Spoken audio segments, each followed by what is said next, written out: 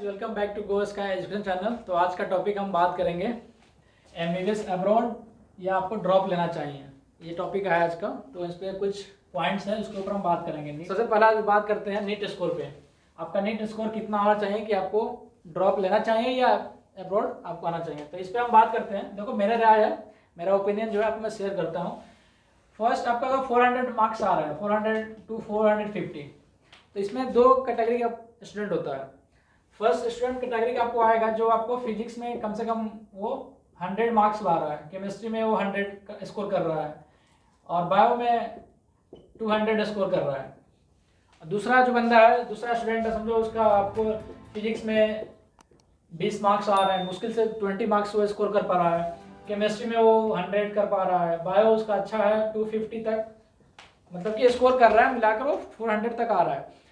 तो मेरी राय में अगर वो पहला बंदा अगर वो उसका फिजिक्स में 100 आ रहा है तो ट्रस्ट में उसका फिजिक्स अच्छा है, उसको और थोड़ी टाइम की ज़रूरत है। अगर वो ड्रॉप करता है 1 साल तो वो फिजिक्स उसका अच्छा है, बस वो उसको है कि बायो में थोड़ा सा उसको और एफर्ट लगाना होगा और वो जहाँ तक मेरी राय में वो 600 तक स्कोर कर सकता है, क्योंकि उसका फिजिक्स अच्छा है और केमिस्ट्री भी अच्छा है।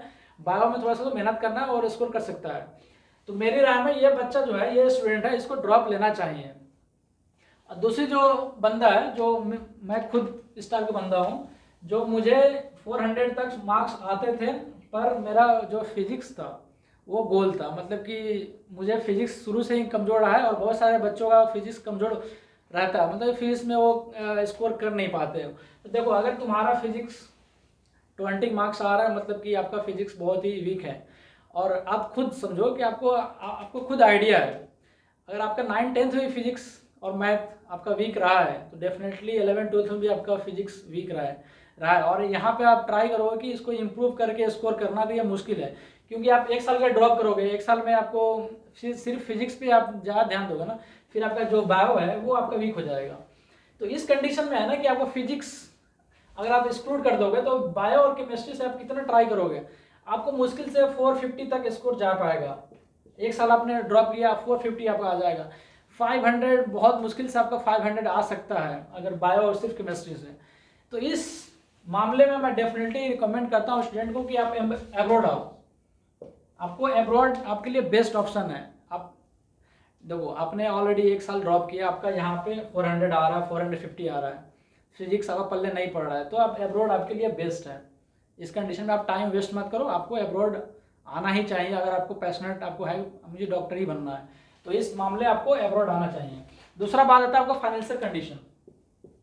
देखो फाइनेंशियल कंडीशन ऐसा है ना कि आपका अगर मार्क्स 400 आप स्कोर कर रहे हो और आपका फाइनेंशियल कंडीन खराब है तो आप प्राइवेट भी नहीं ले सकते हैं। प्राइवेट मेडिकल कॉलेज का कम से कम फीस आपको 70 लाख से ऊपर जाएगा आपको टोटल। तो आपको फाइनेंशियल कंडीशन वो तो है, प्राइवेट छोड़ ही दो। तो दूसरा आपका आता है एब्रॉड। एब्रॉड में देखो, एब्रॉड में मैं मेरी राय में अगर किसी यूनिवर्सिटी का फीस और हॉस्टल मिलाकर अगर 25 to 30 लाख का बजट है, मतलब ये आपको 6 ईयर तक आपको 25 to 30 लाख में अगर फीस और हॉस्टल आ रहा है तो ये यूनिवर्सिटी आपका अच्छा है। अगर कोई एजेंट आपको बोलता है कि आजकल बहुत सारे चल रहा है एडवर्टाइजमेंट 15 लाख में MBBS कंप्लीट, तो ये मेरी राय में वो सब यूनिवर्सिटी का अवॉइड करो। कम से कम फीस और हॉस्टल का कम से कम 25 to 30 लाख आपको जाता है, ये मतलब बेसिक है। ये अच्छे यूनिवर्सिटी में इतना आपको लगेगा ही। देखो एक आपको एग्जांपल देता हूँ मैं, दिल्ली एम्स का ले लो आप। दिल्ली एम्स में आपका हमारा जो इंडियन स्टूडेंट जो जाते हैं उसका 6000 आपका साल का सिर्फ पूरा खर्चा आता है, बट उसमें 2 सीट NRI के लिए होता है, फॉरेन स्टूडेंट के लिए। उसका आपको फीस 4.5 ईयर्स के लिए आपका फीस होता है 60 lakh rupees. Delhi AIIMS government है, फिर भी वो फॉरेन जो NRI उनके लिए 60 लाख रुपीज़ लगते हैं। तो अगर आप एब्रॉड आ रहे हो तो वहाँ पे आपको वह सारे यूनिवर्सिटीज़ गवर्नमेंट है, तो डेफिनेटली वो फॉरेन स्टूडेंट से ज़्यादा चार्ज करते हैं। तो ज़्यादा चार्ज करते हैं तो वो देखो फीस किसी यूनिवर्सिटी का ज़्यादा है ना, तो वो उसका क्वालिटी एजुकेशन भी ज़्यादा अच्छा होता है, इंफ्रास्ट्रक्चर प्रोफेसर ये ज़्यादा अच्छे होते हैं। तो ये आपको दिमाग में लेकर चलना, ये नहीं कि 15 लाख में MBBS हो रहा है चल जाओ वहाँ पर एडमिशन, फिर आपको बाद मान चलेगा कि यूनिवर्सिटी रिकोगनाइज था ही नहीं, वहाँ पर पैसा भी बर्बाद आपका और आपका टाइम भी बर्बाद। तो ये आपको यूनिवर्सिटी का फीस लगभग 4000-5000 जिसका डॉलर है, तो वहाँ क्वालिटी ऑफ एजुकेशन आपको देखने को मिलता है। तो ये आपको दिमाग में चलना है।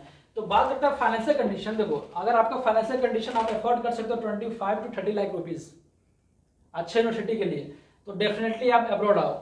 मैंने ऑलरेडी इस वीडियो बना रखा है कौन सा यूनिवर्सिटी आपको, कौन सा कंट्री चूज़ करना चाहिए एमबीबीएस के लिए, और कौन सी कंट्री जैसे यूक्रेन में कौन सा यूनिवर्सिटीज़ अच्छे हैं उस पर भी हमने ऑलरेडी वीडियो बना रखा है, आप चेक कर सकते हो।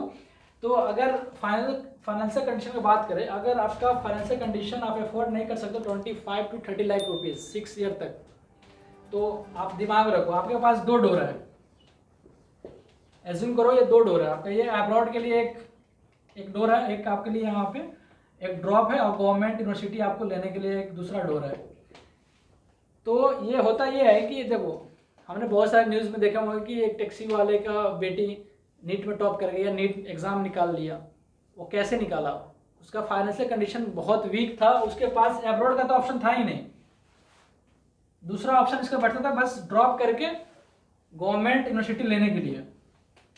तो देखो ऑप्शन उसके पास बस एक ही था, इसने पूरा फोकस किया गवर्नमेंट यूनिवर्सिटी लेने के लिए।